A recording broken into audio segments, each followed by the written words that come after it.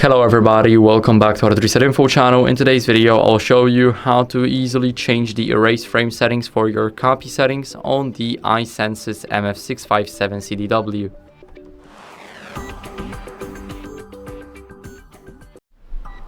So first, what we want to do is you want to go over to the menu. Now here, go to function settings and then select the copy. So after we select the copy, let's click on it here. And here we need to scroll a bit down. Let me leave those settings real quick. Here we need to scroll down until we see the erase frame settings. Now we can click on, and here we need to specify the frame width. As you guys can see, we can do it just like that. Now we can click next, and here we can scan the size, let's say the letter. And here basically this setting is now applied. So that's basically it. If you want to disable it, then just click on off and it should automatically turn off.